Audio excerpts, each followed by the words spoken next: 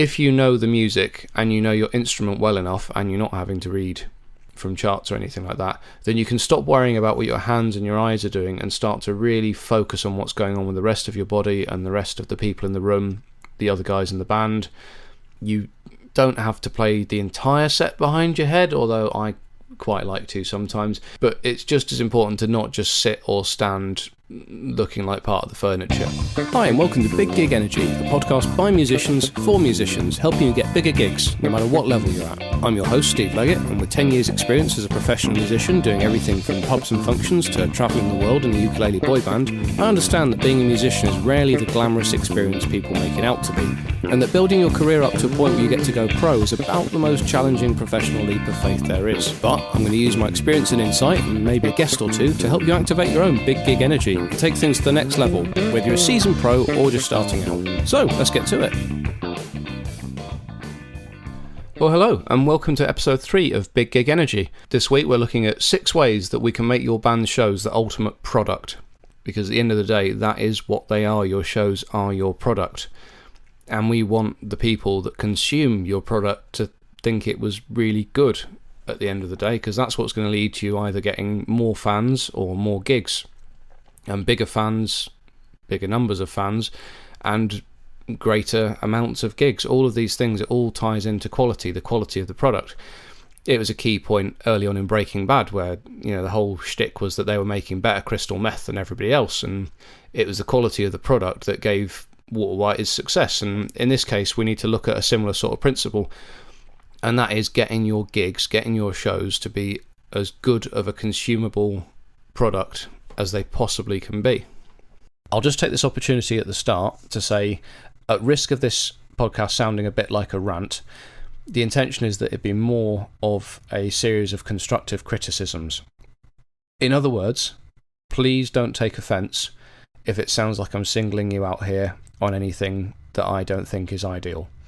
Obviously, these are all my opinions of what a band and their performance would look like and act like in a perfect world at a perfect gig where their product is absolutely perfect, which obviously is unlikely to be the case for anyone in any situation. So, as I say, constructive criticism, not meant to be a personal attack at anybody.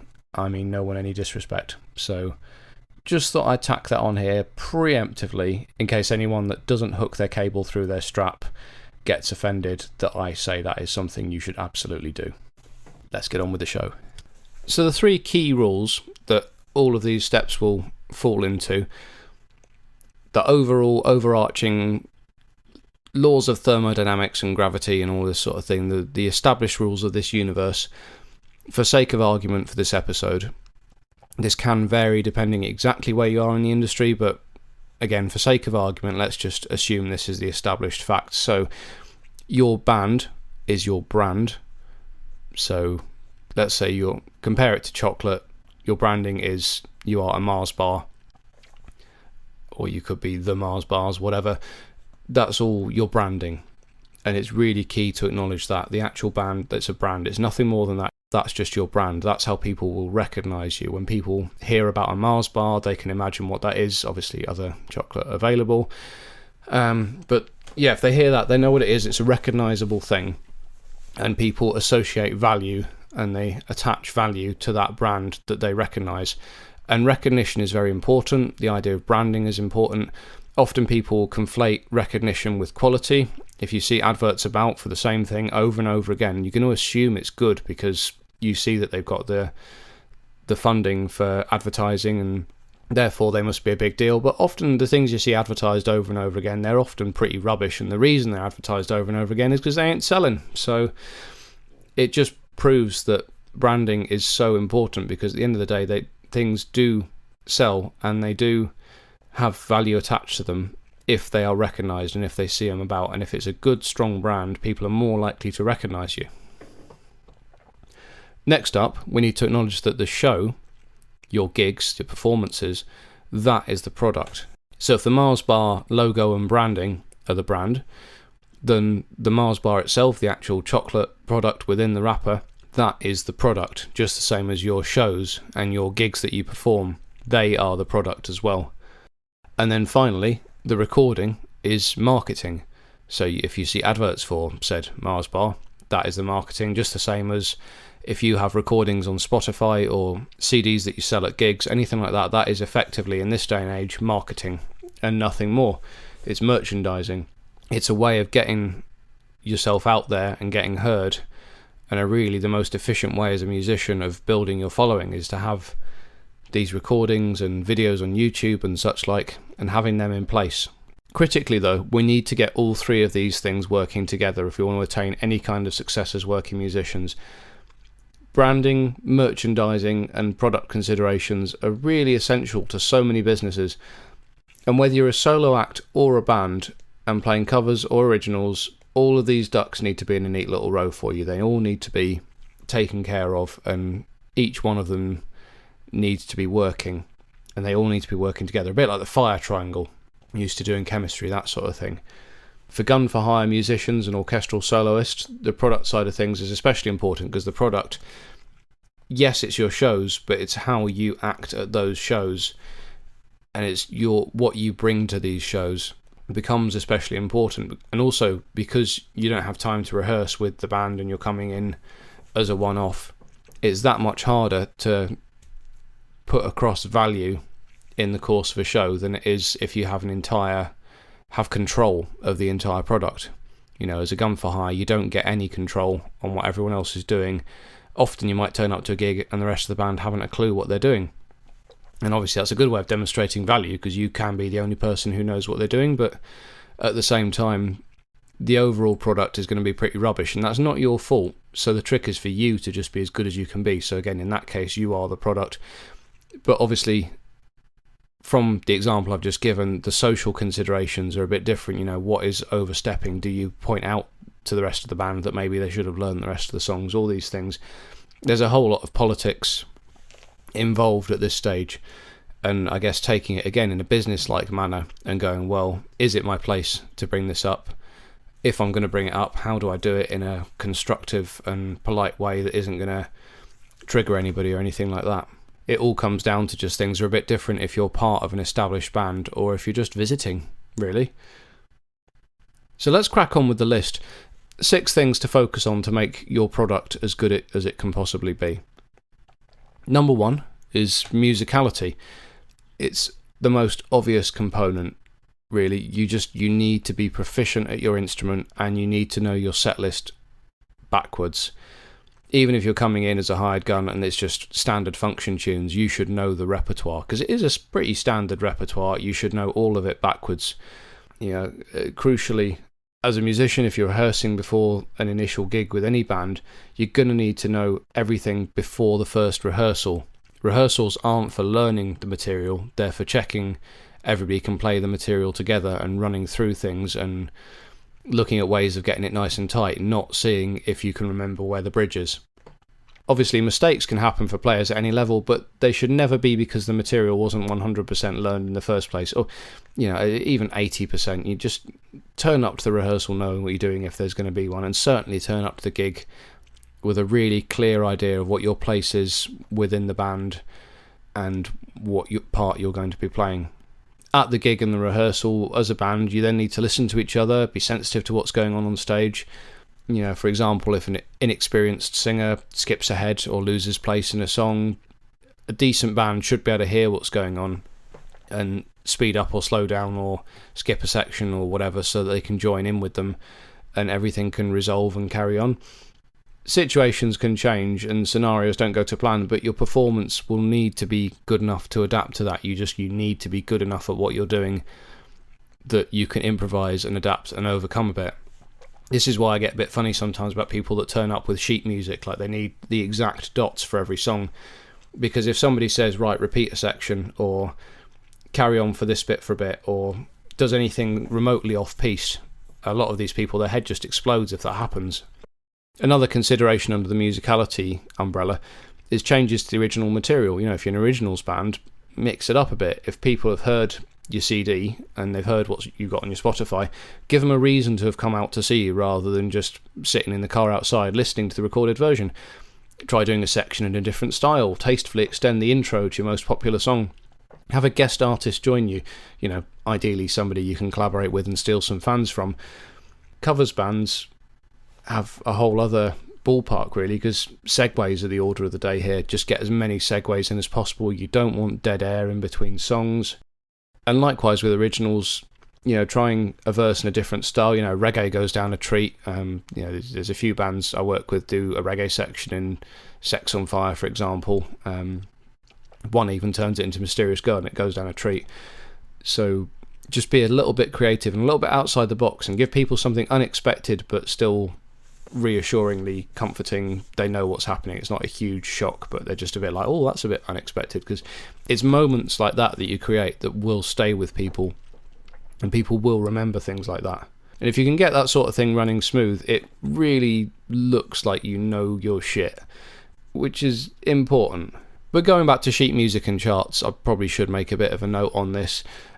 As a rule, I'm against particularly sheet music. Again, if you need the dots to play something, especially in the rock and pop world, I've worked with people before that have needed the dots for Higher and Higher by what was his name, Jackie Wilson, which is just the same bass line, the whole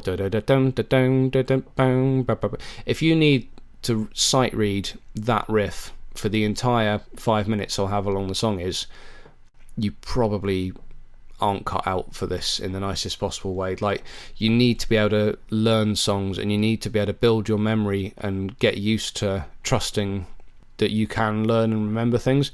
Obviously, if you have a long set, charts, lead sheets, they can be really useful, and I absolutely condone those. I work with a lot of really fantastic musicians that still use lead sheets for most of their gigs, if not all of their gigs, just because they have enormous repertoires, and it's a great way of just calling out what's going on. And I think a few of the guys I know as well, they have a slightly different version, so it's a good way of remembering all of that. Or if a dep comes in, it can be a great way of literally having people reading off the same hymn sheet. But as a general rule, it is a bit of a turn-off, specifically for me. I think, for me, if I see a band and they're clearly reading from notes or from paper of some description, I can't see from the audience, what that tells me is that they haven't learnt the material. And if they haven't learned the material doesn't matter to them. And if the material doesn't matter to the people playing it, then why on earth should I, somebody that's paid my hard-earned cash or given up my time to come and watch them, why should I care what they're doing if they don't care enough to actually learn it? So I think that is the root of what my hang-up with sheet music is. And again, obviously, if you're an orchestra, or if you've got the gig at last minute, or if everybody is going off a Sibelius chart, there are exceptions and there are reasons it's okay. But as a general rule, just learn the repertoire. There's not that much of it, and it just makes such a difference to how you look on stage. And again, in terms of getting the product right, it's just confidence. It's like a cocktail waiter that has to check and I can say this as a former cocktail waiter that used to have to check the recipes. If you need to keep checking the recipe for how to make a mojito every single time somebody orders one, you're probably not cut out to be a cocktail waiter. And I just feel the same thing applies here as a musician. So no disrespect and no shade aimed at anybody, but as a constructive bit of criticism and a way for people to improve that are looking to improve, definitely binning off any sheet music and on-stage visual assists. Certainly visible ones, maybe upgrade to an iPad on the floor rather than on your music stand, something like that, but something to consider anyway. Next point is one of my favourites. This is, for me, the most important part of the product I offer when I'm out gigging, and that is showmanship, your energy, your interactivity. If you know the music and you know your instrument well enough and you're not having to read from charts or anything like that, then you can stop worrying about what your hands and your eyes are doing and start to really focus on what's going on with the rest of your body and the rest of the people in the room, the other guys in the band.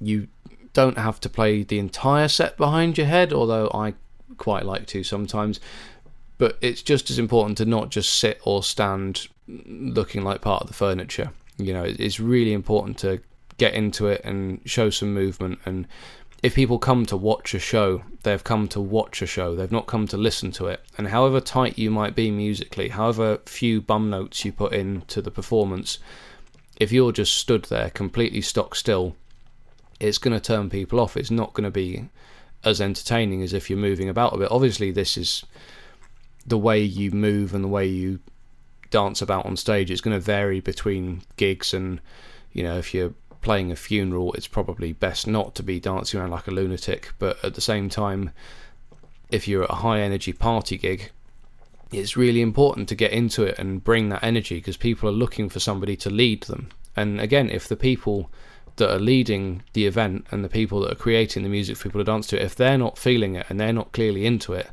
then nobody else will be that first person to get up on the dance floor and get things going. Coming under showmanship, again, I think I've already mentioned this, but again, just to reiterate, please don't have long gaps between your songs. Just don't do it. They interrupt the flow of the set, and if the singer likes to monologue, have them talk over the intro to the next song rather than talk over dead air. It's all showmanship, and it just makes it feel like a much more polished product than if song finishes, awkward silence, people go, what are we doing next? I don't know, what are we doing next? Who's got a Setlist? It just doesn't look very good. Or again, if song finishes, awkward silence, and then 5-minute rambling monologue from the singer about how they were always lonely as a child, it's not helpful, it's not entertaining, it doesn't look good, it doesn't sound good, and it doesn't feel good to be a part of either. So just try, when you can, just try and go from one song smoothly into the next, and if you need to have a long extended intro or an extended outro, then just do that. Just have it all flow. It's so much better than having jarring stops, particularly, again, to use the party band example, if people are up and dancing, the song's finished and they're awkwardly sort of stood there and they're realising they've just been dancing, and people get real shamed about having been moving, and particularly in England, people culturally don't enjoy realising that they've been having a good time. So you really want to grab them and get them dancing again before they realise what they've been doing and the shame kicks in. It's very much an original sin type thing in this country, and I'm sure in other places around the world, though probably less so. But either way, the point about keeping things moving remains pertinent.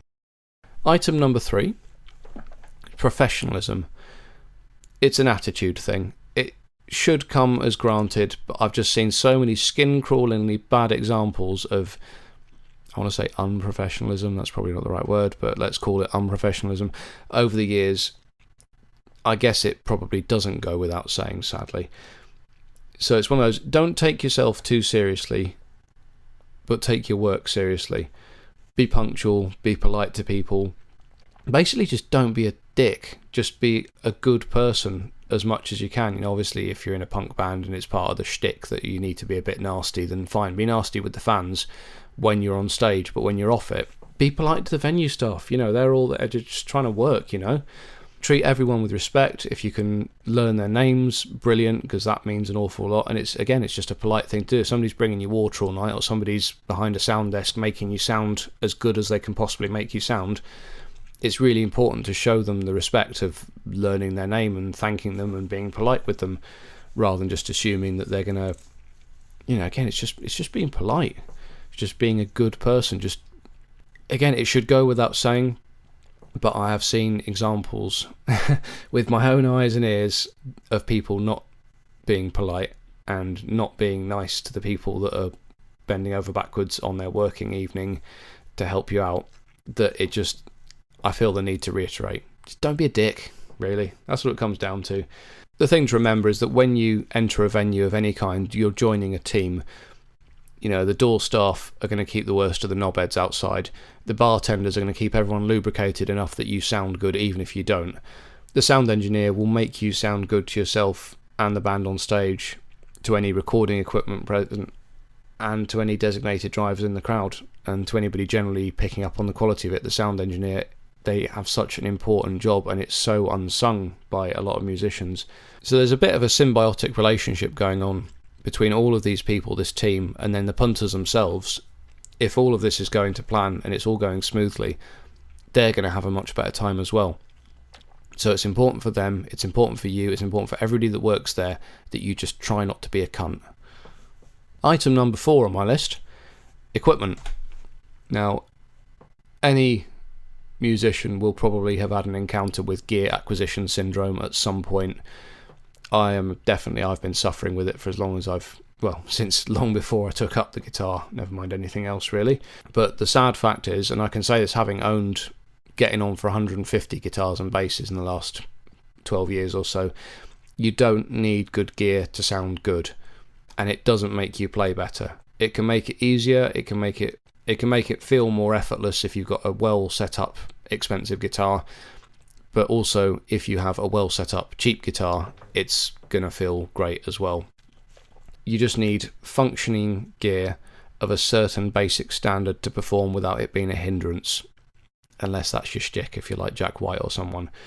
You can gig perfectly well with a really cheap and nasty guitar or instrument or gear of any kind, but in general the ideal situation is to not have to think about what you're playing and what your fingers are doing and whether or not you sound good. If you can be happy that you're not having to fight the instrument and that you're getting a good sound from it, then that's all you really need. And I've done that myself, and I once spent £40 on a bass on the way to a gig, and I think I put some fresh strings on it and tuned it up, and I went on stage and I played a wedding with it, and it was fine and it sounded great and it just wasn't a problem. So all the people that go out and spend 2, 3, 4 grand on an instrument, you don't need to. If you choose to, great. You know, there's a lot of people out there with very, very sexy instruments, but don't feel that dropping that kind of money on something is going to make you a better player or make it, it just isn't going to improve things. That it all comes from within you, toners in the fingers, all that. The best way to improve your playing and your sound is to just spend more time practicing. It's a horrible, boring, cop-out answer, and it's not what you want to hear, but I'm afraid that's the truth. Another thing to mention with gear is don't fall into the diva trap of needing to have your sound at every single gig. If you have it in your head that you've got a specific guitar tone or a specific bass tone or drum tone or whatever, unless you're a keyboard player where you can program your patches so you literally have the exact same tones at every single gig. I guess it's mostly for guitar and bass players this, but you're not going to sound like Geddy Lee or Marcus Miller at every single gig. Venues vary, crowd sizes vary, density of walls vary. You're not going to sound the same every time. Just focus on having a good sound every time. That's all you need. It doesn't need to sound like you, it just needs to sound good. And I've worked with people before that have gone on a proper tone quest and they've spent far, far too long setting up the gig trying to get their sound to work through the system's PA in an unfamiliar venue, when I've worked with other fantastic players that have just turned up with just a cheap amp and a cheap guitar and plugged in, and they've sounded fantastic. So don't overthink it. Don't be one of those schmucks that goes and spends 75 quid for a 300k pot because Brian May uses them or whatever. Just get stuff that sounds good, feels fun to play, gives you confidence. Certainly for guitars and basses, you don't need to spend more than 350 quid on a new instrument. You really don't. You know, by all means do if you've got the money. It's fun and guitars are awesome, but you don't need to spend more than that. But definitely get your gear set up by a professional. It makes a huge difference to have had a good guitar set up. And speaking as a professional technician, I would just say make sure you get it done by somebody that knows what they're doing, and it's not some guy working out of his mum's living room that you replied to a Facebook Marketplace advert for. A thing all band leaders should invest in is a decent PA system. Even if just for vocals, it's essential to better offer a self-contained product when pitching to venues or festivals or anything like that. And in the covers world, it's pretty unusual to turn up a wedding or a pub and find a decent PA system already there. You're going to need a PA. Singers that just turn up with a microphone, I see you, and you should have a PA. It just helps. You don't need to spend very much. I think my one set me back about 500 quid, and it's got everything it needs. It's got loud speakers, and it's got a mixing desk and speaker stands and things, and that's all you really need. It just needs to make, if nothing else, you just want to make the vocals louder and sometimes the kick drum. And that's, it doesn't have to be fancy, just have something. And particularly for originals band, if you're pitching to the kind of venues that wouldn't normally have music on, you're trying to play in like coffee shops or pubs or things like that wouldn't normally have people, the ability to say, look, we're self-contained, we have a PA system, we have lights, if you have lights, it's a massive value add. So if you can afford to, seriously consider it. Final note on gear: guitarists, bassists, guitar players, I guess, always loop your cable through your strap. I know it's a cliche, I know a lot of people hassle about it, but I just keep seeing people still not doing it. And it's really important, because if you don't do this, yes, people like me will judge how you look, but more importantly, if you move about on stage, you risk treading on your cable and ripping out your jack socket in the middle of a song. And this is another thing, I wouldn't make the point if I hadn't seen so many people do it over the years, where they move about, they've got the foot on the cable, and the guitar jack gets ripped out, and they then spend the next couple of minutes scrabbling around on the floor of the stage trying to find where their lead's gone. It's just so important. And again, it should go without saying, but I'm going to say it. It's non-negotiable. Number 5, a quick note on stage setting, uniforms, and visuals in general. Consider, whatever your band is and whatever level you're working at, consider getting some kind of uniform.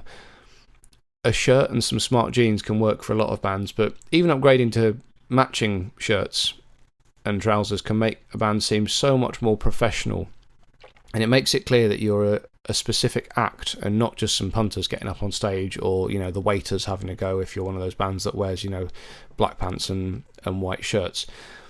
Just have something to differentiate yourselves. You know, some of the greatest bands have had like an onstage look. People like Devo in their boiler suits, or Metronomy with their light up and badges they used to wear in the early days. Just have a bit of a look going on. It doesn't need to be uniform. You don't all need to dress the same, but if you look the part and fit in with, again, the overall aesthetic branding of what you're doing, it will really pay dividends, and it just makes you look so much better to the people watching, and it's just so worth it. So if you've not already done that, consider it. Also, stage setting type stuff. Generally, whatever you're doing, I would recommend having a banner. So this would be something with your logo and or branding on it, social media links, maybe a photo, that sort of thing. Just so that anybody that's there can take a photo of it if they're interested and they want to potentially hire you. But also that your branding is there. So if anybody goes, has a great time, they take a few pictures, they go, oh, darn, what was that band I saw last night? They look at their pictures and it's there. The name is there on the banner. When I was working with the ukulele boy band, Ukebox, we had banners, and we had quite a few wedding bookings where people had done exactly that. They'd seen us play at a bar in town, and they'd taken a picture of us and thought, oh, they were really good, I wish I knew what they were called. Saw our banner, and were able from that to look us up and hire us. So it's really worth it. And for what a banner costs, I mean, 10 years ago it was maybe 120 quid for a really good one. I imagine it's cheaper now. I really recommend you look into it. So finally, item number 6, we reached the set list. Again, an overlooked thing for many people, but something that if you get it right, again, it will just add to this product that you're building up. It becomes an important part of it, and it makes the overall quality and the audience's perception of the level of quality you're offering and the value that you're offering. It just makes all that so much better. It needs to serve the overall shtick that your band are going for, but as a general rule, the most important keyword here, the absolute word for the day, is just flow. It all needs to flow together. There are lots of things that can make a set list flow, but as a general thing, just look into what keys your songs are in and what tempos they're at. And you're going to want an explosive opener, and then maybe sort of rein it back in, third or fourth song in. If you have a ballad, do the ballad then bringing it back up again. If you listen to any classic album, they take that sort of format where they have an opener, some exciting stuff, bring it back in a bit, then side 2 of the LP, there'll be the second big single usually, and then just control the energy. It doesn't have to be all the way up all the time, but just make it flow, make it work together. Don't do anything jarring unless that is your intention to make it jarring, which I know sounds a bit nebulous, but I guess what I'm saying is just give it some consideration, really think about it. Don't just go, right, this is the order we wrote the songs in, let's do them in that order. Just, give it some thought, and it will be worth it. And it's a skill, and many people are very good at this, but many people just don't give it any thought. So give it some thought, it will be worth it. So that pretty much covers it. To conclude, There are 6 core things you need to look at to get your shows to be as entertaining, engaging and fun as they can possibly be. These things are all you need to look at to make your shows the ultimate product for your band, which is also your brand. Number 1, get the music nailed. Learn your parts. Know what you're doing. Number 2, showmanship. Because you know what you're doing, you're able to have some fun on stage and look like you're having fun. Interact with the other people, interact with the audience, have fun and show that you're having fun in however way you best do that. Number 3 is professionalism. Just keep things on brand with the crowd, but don't be a dick. Be good to the people that you're around, be excellent to one another, and try and learn the sound engineer's name. It's little details like that, but people that work with you will remember that, and you'd be surprised how many venues the sound engineer or people of that ilk will have a lot of say in which bands get pulled back, particularly for wedding venues. It's surprising how much weight people like the bartenders have on whether bands get invited by the venue or recommended by the venue to prospective couples. It really does pay off just to be a good person to work with. Number 4 is equipment. Just get the best stuff you can afford, but don't obsess over it. And don't forget that adequacy is all you need. All it needs is to be good enough. It doesn't need to be amazing. It doesn't need to be expensive. You don't need to show off how wonderful your gear is. If you do, great, good for you. But if you're worried about money or anything like that, the cheapest guitar, if played well, will be fine. So don't stress about it. If you can keep the thing in tune, that's basically all you need to worry about. Number 5, stage outfits and set design. Just set yourself apart from other bands and from other people at the venue. Look like a band. Feed it into the branding. Look like you're meant to be there, and if you can, have a banner that will help people find you if they decide they want to see you again. And number 6, finally, just choose your set list well. Have everything in an order that flows. Have the songs flow from one to another. Take people on a journey and have a beginning and a middle and an end of your overall set. If you're doing 2 45s with a break in the middle, then have a little peak at the end of the first set as well, and a bit of an introduction at the start of the second one. Just look at structure, treat it like a story. So that just about covers it. Thank you very much for listening to 6 ways to make your band's shows the ultimate product on Big Gig Energy. Next week we're going to be looking at the ancient and respected arts of branding and marketing. See you then. Thanks for listening to this episode of the Big Gig Energy podcast. This is the bit where I'm obliged to fish for engagement and stuff, so you can find me on Instagram as Big Gig Energy, that's BIGGIGENERGY, or you can get in touch via email at biggigenergy@gmail.com. I'll link anything relevant in the show notes below, but otherwise, if you've had any thoughts on this episode or would be interested in some one-to-one coaching for yourself and or your band, feel free to get in touch. Otherwise, do all the usual social media stuff, I guess, and let's keep the discussion going. Many thanks as ever to all my supporters and collaborators, and as always, best of luck with your next big gig.